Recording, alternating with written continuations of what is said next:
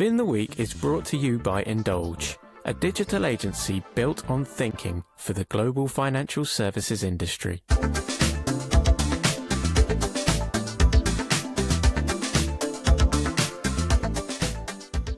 Hi, I'm Amelia. I'm Paul. I'm Russ. Luke. And this is Fin the Week. So welcome back, everyone. And a new face this week. We're joined by Luke for the first time. How are you doing, Luke? Yeah, not too bad, thanks. And just for anyone who doesn't know, what do you do at Indulge? What's your role? So I'm a web developer, so yeah, making the websites basically. Perfect. Well, it's lovely and to Luke, have you. Luke will probably play it down, but he's also a kind of huge expert on accessibility.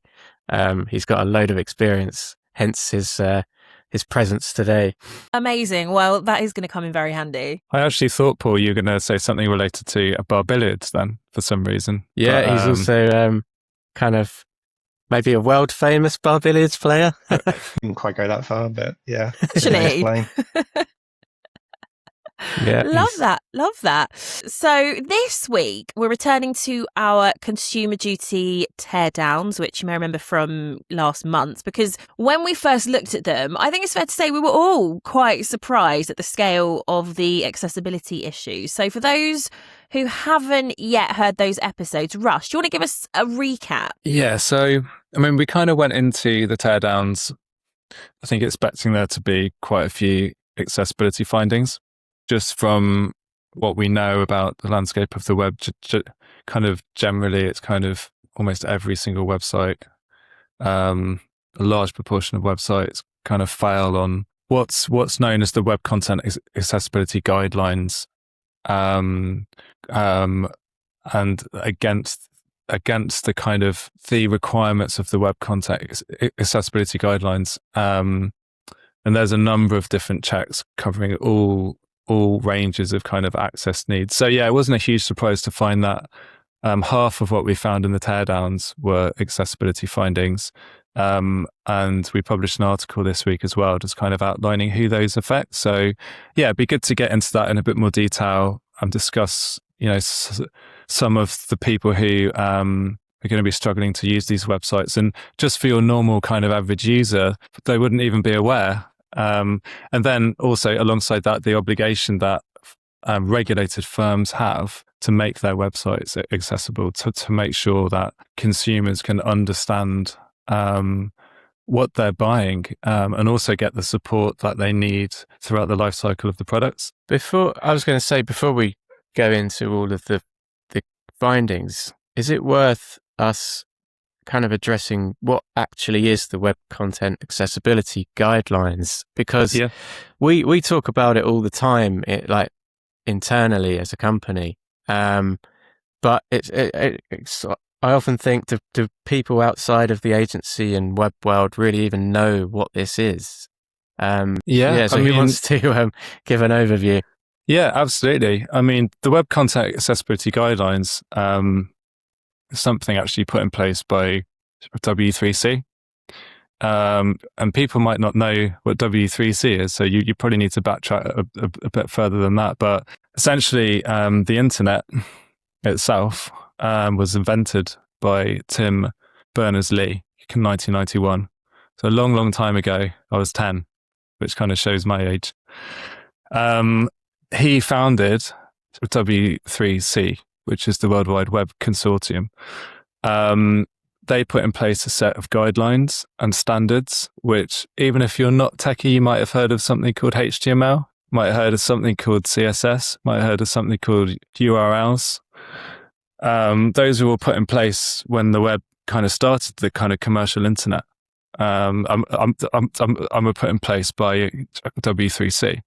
W3C introduced the Web Content Accessibility Guidelines. The Web Content Accessibility Guidelines exist as a framework to make sure that websites are accessible. And there's a number of checks in there. There's probably like 50 high-level checks looking at making sure the color contrast is correct. You can use a website using screen readers.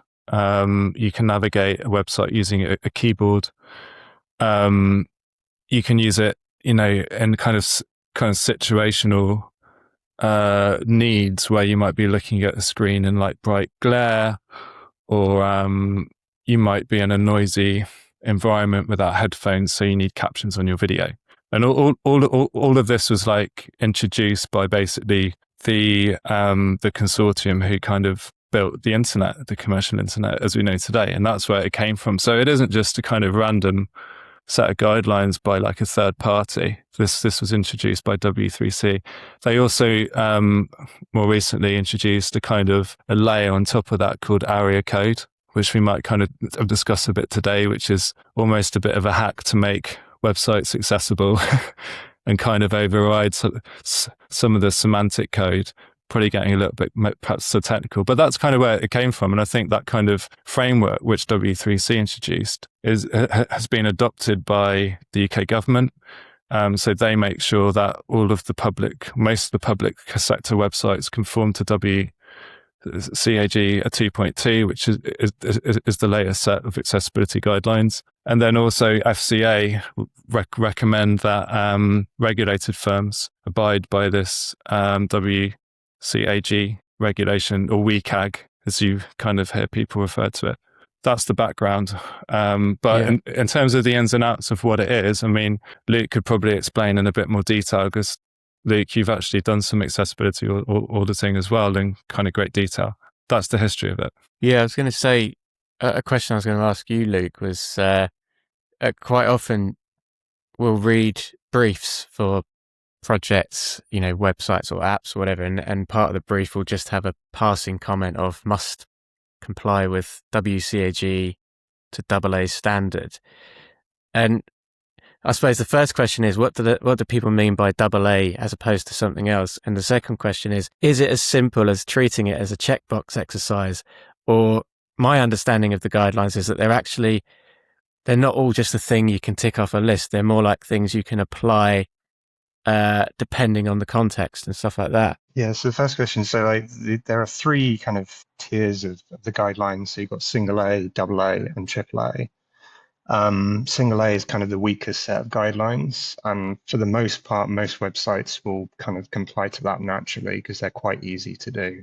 AA is probably the first one that is worth actually trying to achieve, and is kind of good for the vast majority of sites. AAA is sort of the next layer on top of that, and is very difficult to achieve. But especially if you've got a lot of users with specific needs, then that is perhaps something to try and achieve. But AA is generally good enough for most sites. And then as for the second question, yeah, I mean, that's definitely how I've always approached it, is these are just guidelines. This is not a strict set of rules. This does not cover every single scenario. If you actually read through the guidelines, you can like click through to each guideline and there'll be a very detailed description of what the guideline is. But often there'll be like 3 or 4 different examples of, okay, it applies in this situation, it doesn't apply in this situation. And it's very much a context-based thing. Like sometimes it will be applicable, sometimes it won't be, and even down to the point of, okay, sometimes it's a minor issue, sometimes it's a major issue, depending on the context. But equally on the other side of it, there's going to be a lot of scenarios that aren't specifically covered by the guidelines. So it is definitely worth just considering your user base and like how they're interacting with the site. So even if it isn't technically covered by a guideline, is there an issue worth solving? Does that mean that it's technically impossible to say definitively that any site definitely complies with AA because it can be sliced in different ways? That's my opinion. There'll be a lot of people that say that you can, and they'll get a big check that they've passed the AA standard. But I think in reality, it's very difficult to say conclusively that you have passed. I'm sure we'll get into some of the specific guidelines later, but there are a number that are content related, for example, that aren't even necessarily down to how the site has been built, but the copy that's been added to the content, to the site. So the only way to review that is to literally go through every single page and check whether it complies. So even just that alone is quite difficult to conclusively say that, yes, every single piece of copy complies. And the copy is on a lot of sites constantly evolving as well. So unless you're continually checking the site, it's very difficult to say conclusively that your site does pass. And just to recap for anyone who hasn't yet listened to the teardowns, which you should absolutely do. So we scanned 12 financial 12 financial services websites. We did 3 banks, 3 investment platforms, 3 mortgage brokers, and 3 insurers. And this is what came out of it. As I say, accessibility was the main theme through every single episode. So shall we go into a bit more detail about what was actually found, Russ? So yeah, in total there was like 600 findings. Half of them were accessibility, and then we've managed to break that down into categories as well. So a huge proportion of people who use screen readers encounter issues across the journeys on these firms' websites. I think 83%. And it's not just someone who's blind uses a screen reader.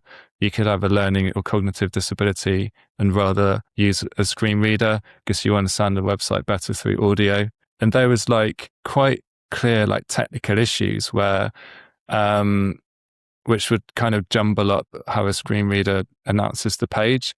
So missing headings, labeling issues, landmarks is something screen readers use. And even you could just put voiceover on and go to these pages and have a really hard time, closing your eyes or trying to navigate the page. So that was a clear issue. And screen readers is obviously the big one that kind of stands out. Without getting into that, yeah, sorry, Paul. Yeah, I was going to say, is that a good point for us to ask Luke? Yeah. First of all, what is a screen reader? Because again, it's something I imagine most people who might be listening probably don't even know. Like they wouldn't be able to name a screen reader and know what it does. So what is a screen reader? What does it do? And the kind of issues Russ was alluding to there. So it reading things in the wrong order and stuff. Like what actually happens? Like what are we looking for when we're talking about that? Yeah, so screen readers. So there's actually many different types of screen reader, which sort of adds to the issue of making a site fully accessible, because there are just so many different ways a user can interact with the site. But the basic idea of it is a screen reader will just look at a page and will just read out the text from a page. So if you imagine you're completely blind, you can't see the website at all, it will just go through step by step and read out the text so that you can still consume that web page. Like I said, there are many different types of screen reader. One of the more common ones that comes with like iOS and Mac OS is VoiceOver. So that's quite a popular one. There's a couple of big ones on Windows. You've got one built into Android as well, and I'm sure there are many others on top of that as well. And then in terms of more the specifics, like I said, there are so many different ways, so I don't want to just say this is a conclusive list, but there's sort of a few common ones that I look at. Is that if I get my head into the mindset of how would I want to interact with the page if I couldn't see it. So there's a mode where you can just loop through all of the titles on a page. So again, if you sort of get into that mindset, you don't want to read the full page from top to bottom. That's not how someone who can see would interact with the site. They're going to naturally just scroll down past the header, for example. So that's one way that you can just quickly find the exact point in the page that you want to interact with. But there might be other things like just listing out all of the links on a page so you can quickly find the page that you want to actually get to, because maybe you're not interested in the home page or whatever page you're on. So there are a bunch of different modes that hook out like specific parts of the page, so you can like very quickly navigate to wherever you want, or you can sort of just read the full page if it's like a news article or something and you do want to just read everything like step by step. And so I think that, and then bringing all of this back to what you've identified, Russ, is that so 83% of the findings from the work that you did highlighted issues in that sort of an area. So is that basically saying that, for example, when it says landmark issues, does that mean a page or a site has been built in such a way that if a user using a screen reader lands on it, it won't necessarily allow you to jump to specific sections, or it might read things in the wrong order? Is that basically what's going to happen? Yeah, from what I understand, and Luke, you mentioned kind of going through the page. I imagine like landmarks is kind of how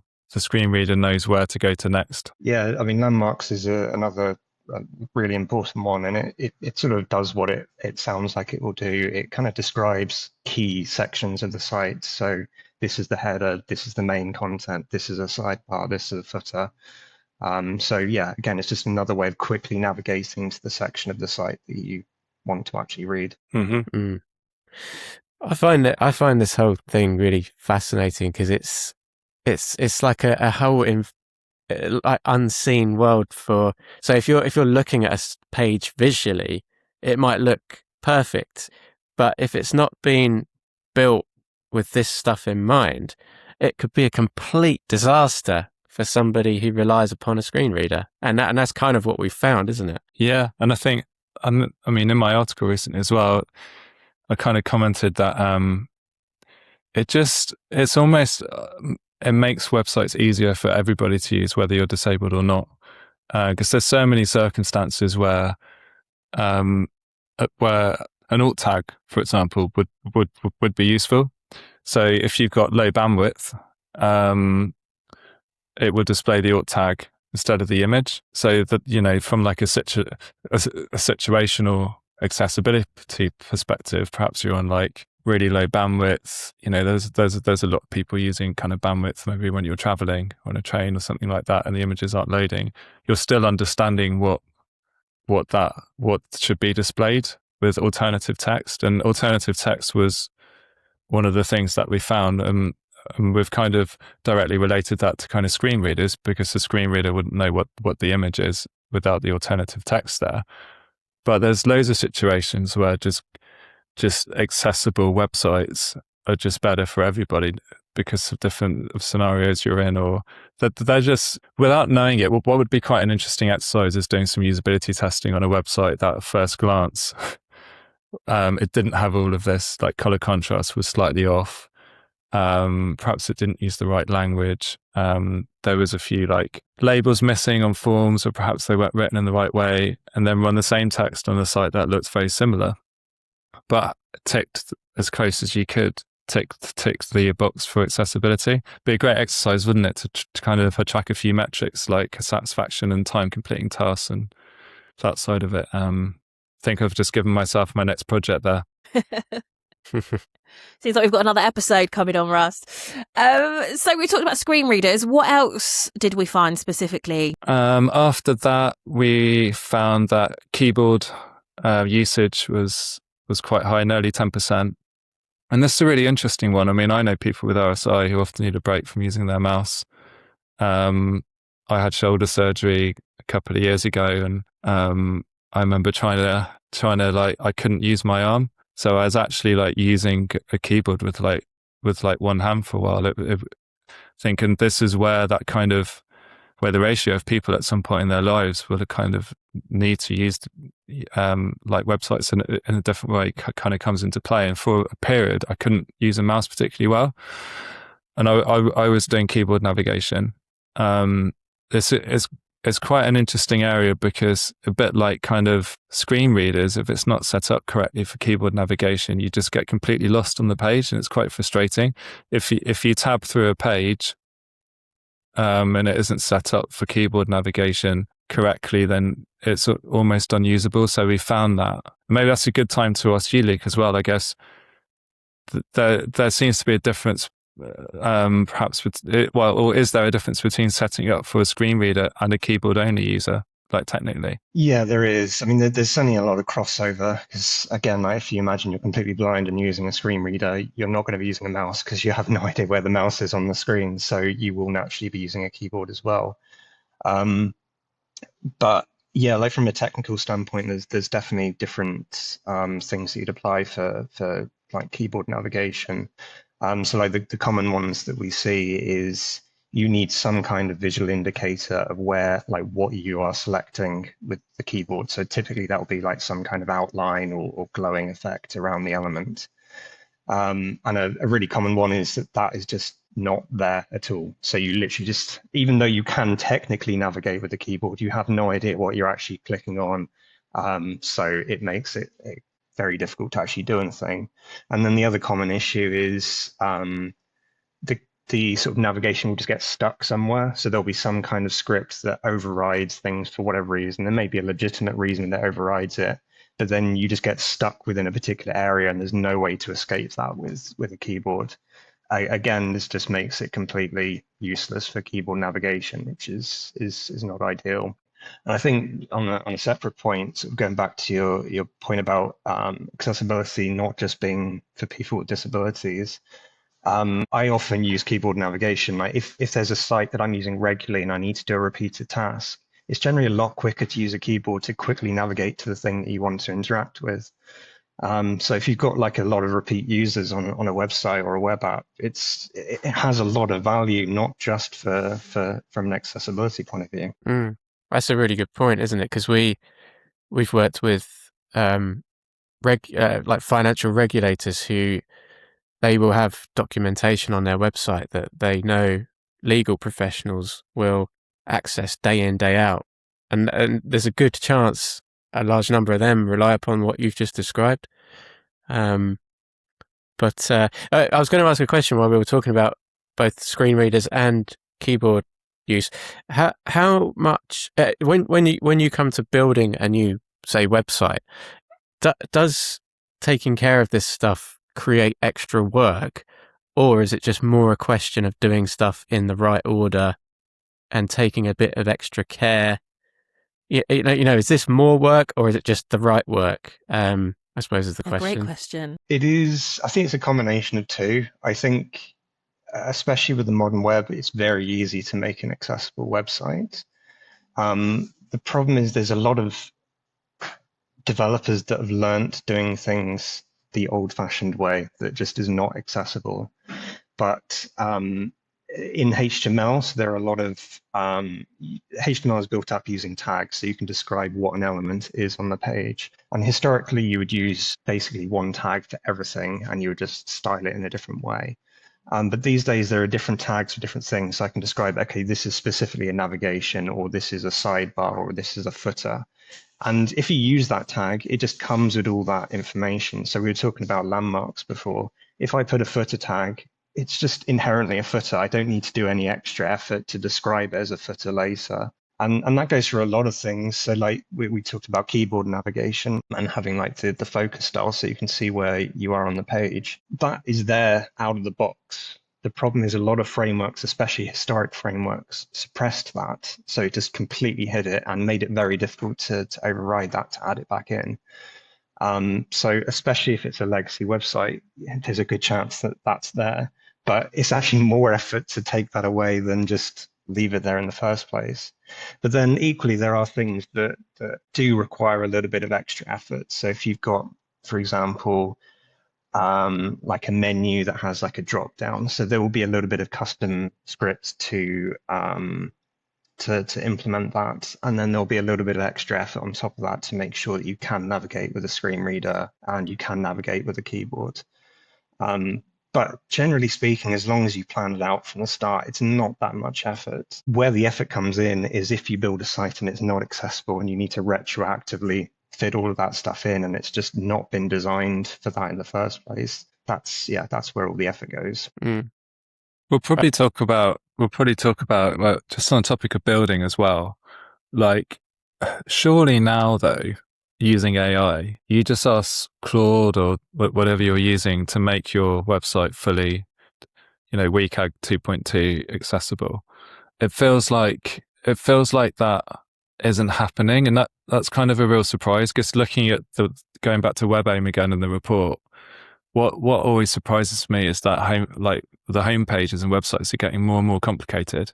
So since last year, page elements has increased on average by 22% again from like 2025. Someone with access needs is encountering an error 1 in every 26 elements on the homepage on average, which is just like mind-blowing, I think. So, and it doesn't seem to be tapering off. It seems like the kind of average rate of accessibility issues found is still really high. You would have expected by now that to have tapered off if AI development was having a huge impact. So like why is it that AI can't fix this? in the development process? Is it the fact that there's just so many people producing so many websites at a bad quality that the average is just high, and the proportion of people actually using AI correctly to deliver them is still like just such a small percentage? I mean, I think it's a combination of factors. I think AI can create, very accessible sites. The issue is, unless you're actively thinking about accessibility, it's very hit and miss whether it will actually do that. It will probably get the basics, because like I said, if you use semantic HTML in the first place, it will just inherently be accessible. But for more complicated interfaces, unless you explicitly say, make this in an accessible way, and maybe even point it in the direction of like specifically what you're trying to implement, it might do it, it might not. And the issue, fundamentally, the issue is a lot of developers just don't consider accessibility. So it's still very hit and miss whether it does it. And I think one of the other issues is AI has ultimately just trained on all of the code that's publicly available, and a lot of the code that's publicly available isn't accessible. So it's just learned a lot of very bad lessons from existing sites. I think things probably will get better, but it's probably going to be a little while before we get to that point where you can just prompt Claude to make a website, and you don't have to consider accessibility at all, and it will just do it for you. I think at the moment and for the foreseeable future, you probably do need to put a little bit of thought into that. So we've spoken about the screen readers, we've talked about the keyboard. Is there anything else that we found within the teardowns worth noting, Russ? Well, there's a couple more. I think color contrast is the other big one, and if you're talking about WebAIM again, it's the number one problem that they find across all of those home pages. It's quite it's potentially a bit of a grey area, because if you're just under the ratio, was it 4:5 to 1 or something for AA? I think I'll have to check. But if you're just under that, it'd be flagged as an accessibility failure. So I think for most people, that would probably be fine if it was like 4.3 or something. But what was surprising when we looked at it is I think there was one in the ratios of the 3s where it was their primary brand color, and that kind of stood out because it was like this bright red, and I've talked about it on previous podcasts, with white text on, and I found it kind of like burnt your eyes looking at it, trying to see the white text on the red across their entire website. And I think that's where it's like quite a major accessibility issue. I think if it's just under some of these ratios and it's flagged, it's not too bad. I think it's only if there's a big difference. So yeah, they have to take that with a bit of a pinch of salt sometimes, looking at those error kind of percentages. The other big one that was flagged as well, a bit of a lower percentage, and we're talking about a sample size of 12 here. It's not really statistically significant. I think it'd be great to look at 1,000 sites, or maybe like 100 sites, kind of realistically, and see kind of where these kind of common themes sit. I imagine color contrast would increase a bit more. But the other one was touch targets. Really interesting one. So the accessibility guidelines have a kind of a threshold for how big kind of a button target should be. If you need to tap an icon, if it's like a pager to go between like news articles or scrolling through like a gallery and things like that. Often websites get this wrong and they're too small. And that's just good for everyone. Maybe people with lower dexterity, perhaps, like moving their fingers. Or an interesting one where that's useful is if you're traveling, again, if you're on a train or a tube, or if you're trying to hit these touch targets, and it's quite difficult because you're moving around, you're being bumped around, or the train's moving around. That's kind of why they exist. It's just to make these websites easier to use. So that was another one, and that's not difficult to fix, Luke, is it? You just increase the size of your buttons. Yeah. And you can even visually keep the buttons the same size if you want, but just sort of like have an invisible click area around it.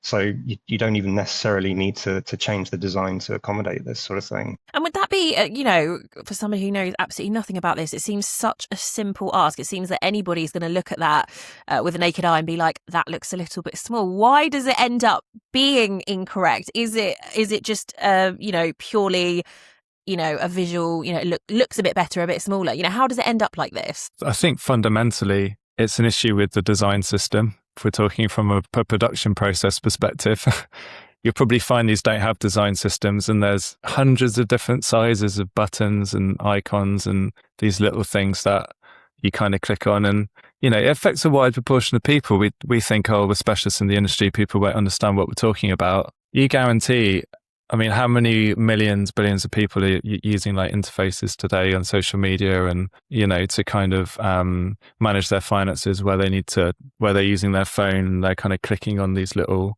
like navigational elements to open and close accounts or to transfer money. And it's so widespread, this, I think you'd be really surprised. But to fix it, ultimately you start with a design system, you have your interface elements, and these are preset, so all the sizes are accessible, and that cascades through your website and through your apps. That's ultimately what you need to do. I think there's a big shift perhaps in the way we're producing websites and apps now, where I think, like you mentioned, Luke, I think naturally, because there's more focus on this and we're using AI, you'll probably find this is more consistent and fixed over the years. But we're still in a bit of a transitional period where there's a lot of legacy work out there, where there's a lot of poor quality work out there, where these issues are found. One thing that stood out to me throughout all of this is, like you mentioned, Russ, that this isn't a huge sample size. It's only 12 firms. But at the same time, you didn't go looking for issues. You selected prominent firms. Like amongst these firms were effectively market leaders, challenger brands, and then sort of smaller niche firms. And yet, without really trying, you uncovered really fundamental issues. And I suspect a bigger sample would just reconfirm what we've found. It's like such a huge, wide-reaching issue, and it doesn't make sense why it doesn't appear to be taken seriously. Like Luke, you mentioned that developers maybe just don't learn to take this into account. Like, why do you think that is? And what fixed it for you? I guess you're conscientious. You just went and did it, didn't you? Is that what the answer is? Yeah, like a lot of developers, I didn't learn about accessibility is fundamentally the problem. But then we had a website with specific accessibility requirements, so I learned a lot about that at the time. But yeah, and then ever since then, it sort of opened my mind. Like, it was very obvious when you see a site that doesn't have like certain things. So yeah, I'll just always go out of my way to make sure whatever I'm building is accessible now. But yeah, I think a lot of developers, like I said, just don't learn accessibility because it just fundamentally wasn't taught. It is a little bit better now, but I think still a lot of tutorials don't really mention accessibility at all. Like, maybe they'll accidentally teach an accessibility, but they won't really go out of their way to explain why you should do things in a certain way. So I think there is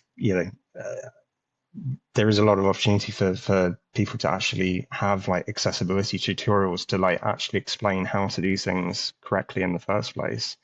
But again, with AI, it's sort of easier than ever to figure this stuff out. If you're not sure how to make something accessible, ask the questions like, how do I make this accessible? And generally you're going to be, you can be pointed in the right direction of how to do that. I think one of the big shifts for me as a designer, because I approach it more from that foundational perspective, really. You kind of design a website and then you would hand it to kind of someone to be built. I think the mind shift for me as a designer when I was younger is that you have this almost a myopic kind of view on your own work that, oh, it looks okay for me, it's probably okay for everyone else. I think as you grow into your role and you get more experience, you actually start realizing that you're designing for other people. You're not designing for yourself. You're actually building. We're actually creating apps and websites for other people to use. And I think as soon as you shift that mindset, that actually the empathy that you have is with the end user, you kind of naturally start realizing that you should make websites more accessible because it needs to be used by everybody. People aren't just using your website without access needs. There will be people with access needs using your website, so why wouldn't you support them? And I think that's the biggest shift. You see it time and time again in design, and like every type of digital production, that you're not involving that end user in getting their feedback, or you're not thinking about the end user, and it's that user-centric mindset when you're creating anything. And just on the WCAG point as well, you could take every WCAG books in that list. It doesn't mean it's accessible. You still need to test that website with someone with access needs. You need to test it with someone who uses, screen reader technology kind of day in, day out, and make sure that the website works for them, because there's so many kind of nuances. Perhaps they have set it up in different ways that you haven't tested. So yeah, it doesn't just end at the guidelines, but that's the mindset shift that you need to make. We've kind of identified the problems and perhaps how we're getting here, but why does this all matter beyond obviously it just being the right thing to do? Well, yeah, like I covered them, really. I think is we're creating websites. We're not like isolating, groups of people or people in certain situations from using these products. From a consumer duty perspective as well, firms have an obligation to provide evidence that these websites are supporting their customers and that they're easy to understand. So are they, it'd be interesting to see, and in some ways it'd be great even to have an influence on this, whether firms are now evidencing accessibility of their digital products. I'm not quite sure, like a board report, in my opinion, if we're looking at a digital journey, it should include accessibility, because that's absolutely fundamental to supporting vulnerable customers, which is part of consumer duty. So, I mean, I know people I've spoken to is taken very seriously, and it's a standing agenda item in these kind of board meetings. But it'd be interesting to see what level of kind of detail FCA are requiring in regards to kind of digital accessibility moving forwards when we're talking about evidence. Because if they introduce WCAG as a regulation, it's a recommendation at the moment, but if they introduce it as a requirement, a 2.2, like the public sector have, then I think these firms are going to have a lot of catching up to do. So as well as it being like a regulatory recommendation, I think as we've discussed, I think the amount of people who are going to have a better experience using accessible websites is huge, and that just seems to be increasing as well. If we're talking about a more aging population, I think we were looking at some kind of stats that site loss is expected to kind of double by 2050, RNIB. So it's not something that's going away. And I think accessibility is just going to become more and more important. And I think perhaps you've already answered this, but what would we say to a compliance lead who thinks maybe this doesn't apply to them because they're not disability specialists? Is it just that this is everyone's problem, isn't it? The thing that always stands out for me is that something that's built with accessibility in mind is usually a better experience for everyone. Funnily enough, I was watching a program the other day. I think I've mentioned on the podcast before, Professor Hannah Fry, who does a lot of stuff with the BBC. She did a program where she visited a building that was designed for inclusivity, and it specialized in sort of, it was a building that was, I think, for a charity or something for blind people. And anyway, so the building was designed with that in mind. And so what it meant was that the acoustics made it easy for people to orient themselves and know when they stepped out of the elevator where they were, where the big space was. It had like walkways that were hard floor. And then as you moved into a zone for, say, the reception desk, it was carpeted.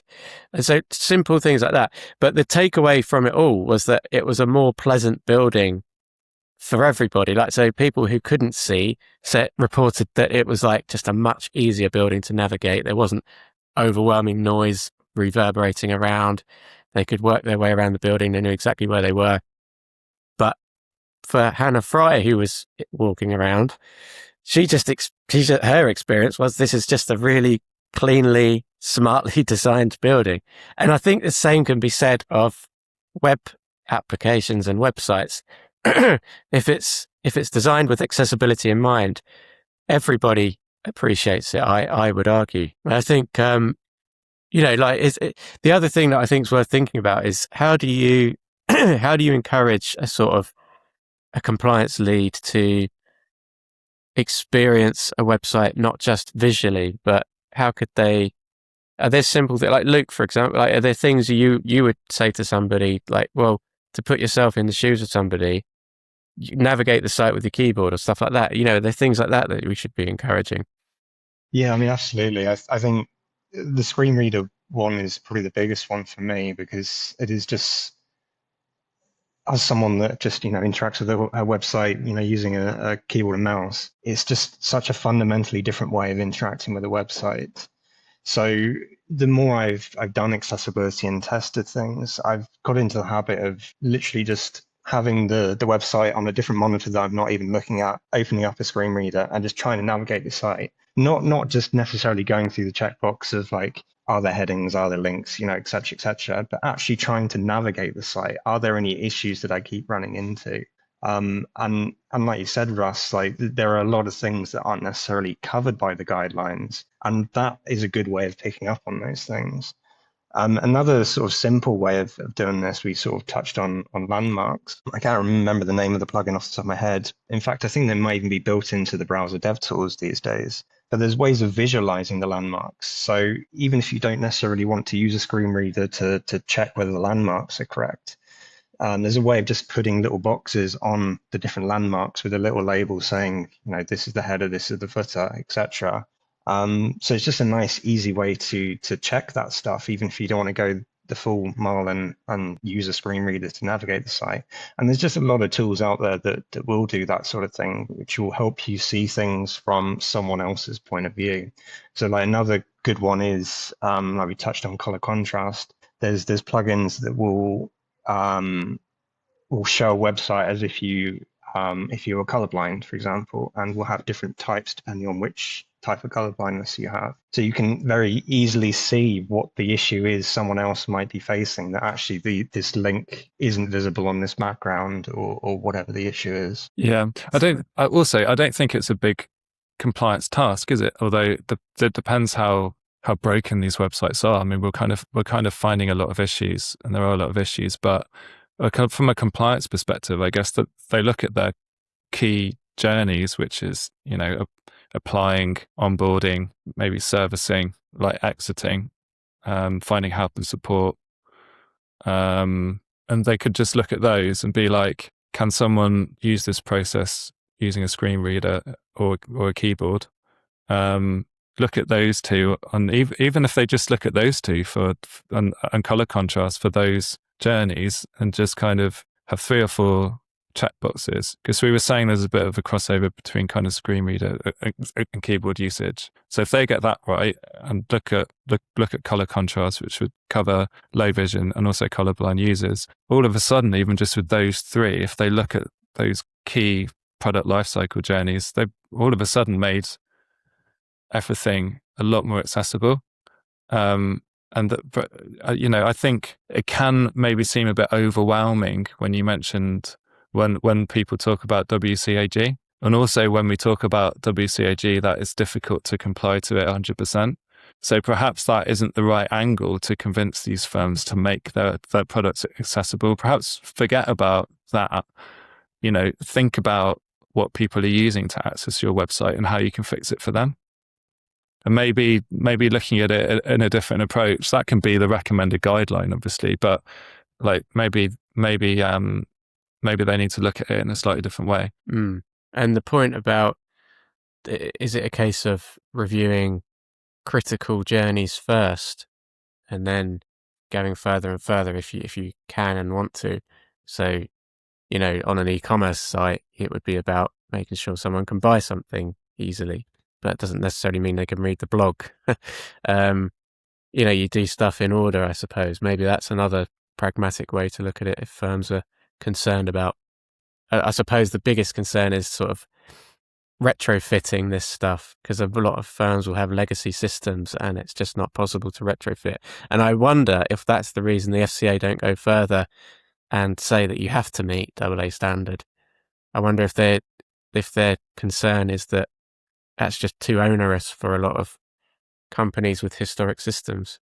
Yeah, it would cost millions of pounds to kind of retrofit it into like a big internet banking platform, for example. It would be easier to implement it on the front end of a mortgage broker website, someone using their mortgage calculator.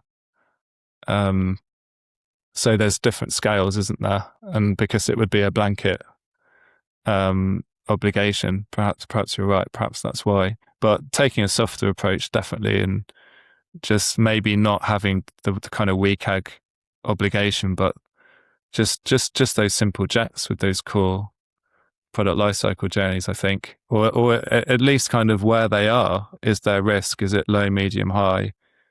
And then obviously now going to year 3, FCA are now asking for evidence and taking action upon that evidence. So look at those onboarding journeys, flag them using maybe like RAG or something like that, and just show that they're improving over time. So it'd be good to see firms kind of doing that as part of their checks. It definitely would. And I think maybe that'd be a good place to leave it for today. But obviously, I'm sure we will come back to accessibility in our future episodes. Before we go, though, shall we play some Jargon Busters? Yeah.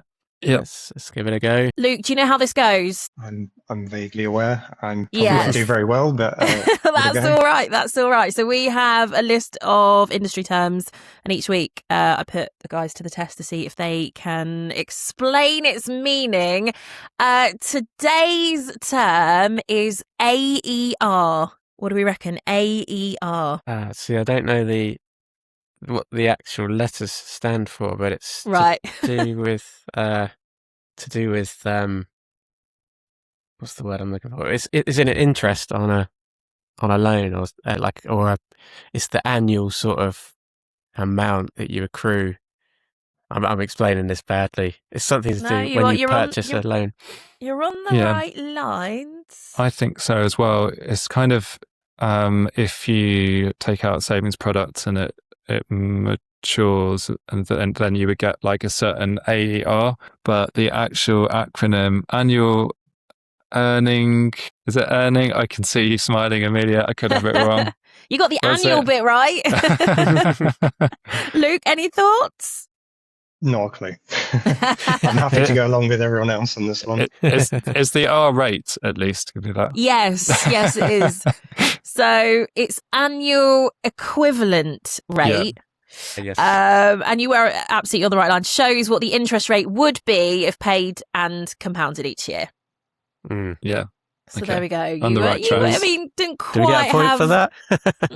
maybe half a point. But of course, we will have more Jargon Busters next week. We'll be back next week. Luke, great to have you on the pod. I'm sure we will see you again at some point. But yeah, that's it for this week, and we'll see you next Friday. Thank you. All right. Cheers. See ya. See ya. Before we go, it's time for a quick shameless plug. This episode was brought to you by Indulge, a digital agency built on thinking for the global financial services sector. If you're looking for an agency that can specialise in UX and design, production and marketing, then look no further. To find out more, visit indulge.digital. Thanks for listening.